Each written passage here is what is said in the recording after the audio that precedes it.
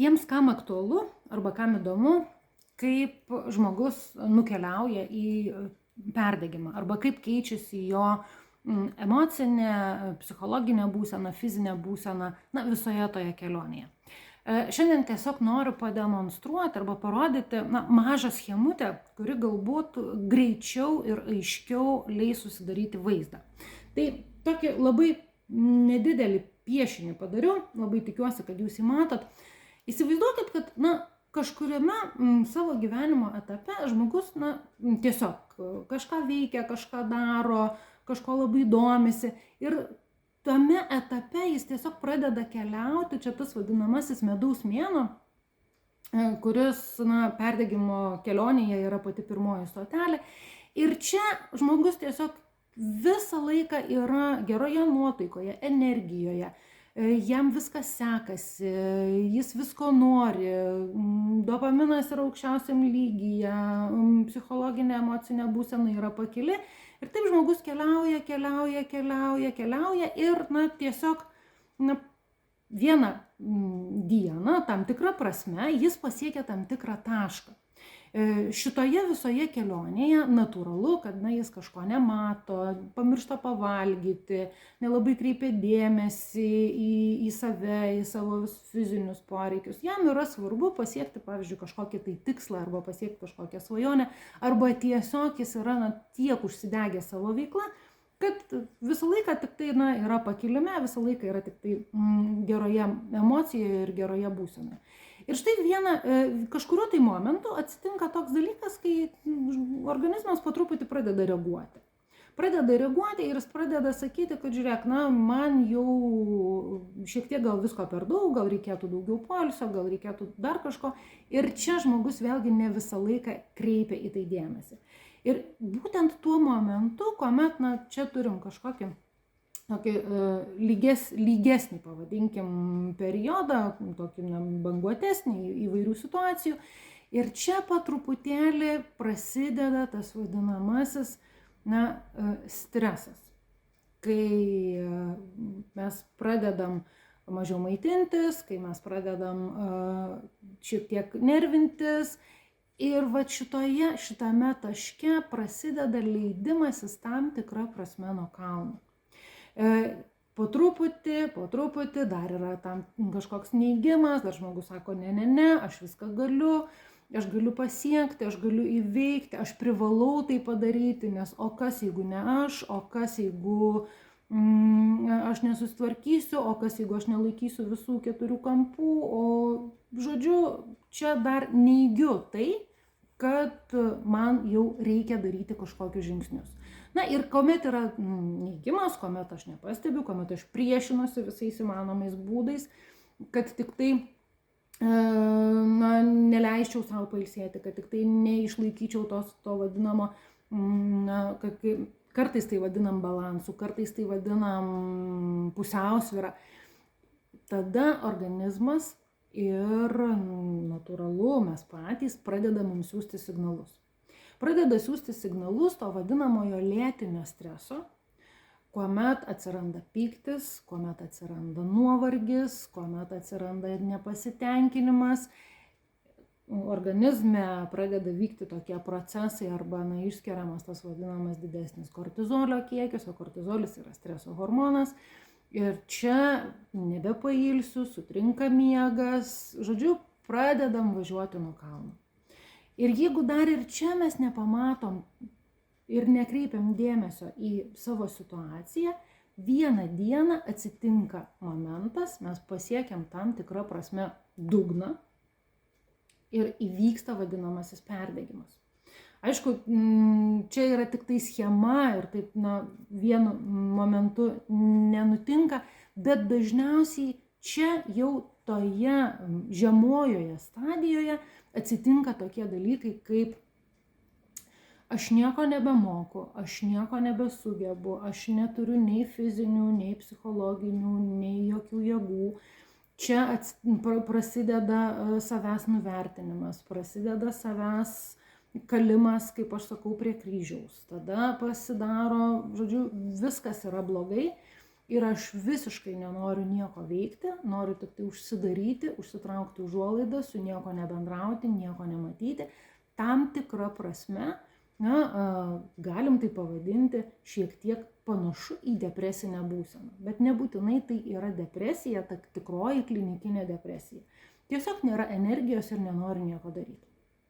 Ir šitoje būsenoje žmonės užsibūna tikrai ilgą laiką, arba gali būti, jeigu jie užsibuvo labai ilgą laiką, čia jau tada prasideda visi klinikiniai dalykai. Gali prasidėti klinikinė depresija, gali prasidėti panikos atakos, gali prasidėti visokie lėtiniai susirgimai ir panašus dalykai.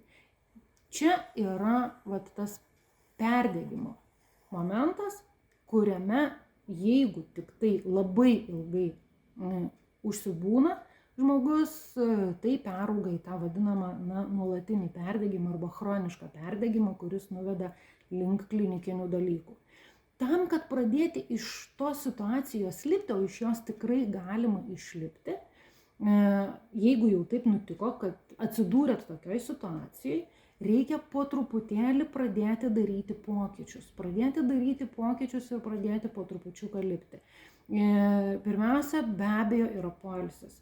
Yra poilsis, yra atradimas jums tinkamų dalykų, yra pakeitimas galbūt tam tikrą prasme savų kažkokių įsitikinimų, pakeitimas savo nuostatų, pakeitimas savo atradimas kažkokių būdų, kurie padeda atsipalaiduoti, kažkokios dienos rutinos keitimas.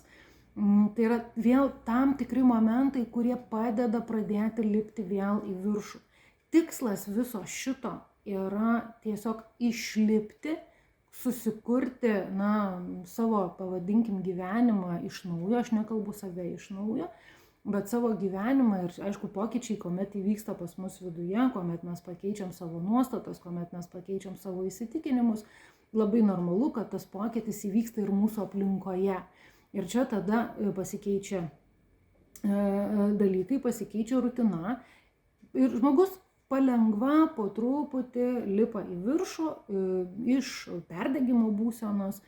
Ir šitoje būsenoje tuo išlipus, kas yra labai svarbu, ir tikslas yra išlaikyti, išmokti, išlaikyti tą vadinamąją pusiausvyrą tarp veiklos ir tarp poilsio.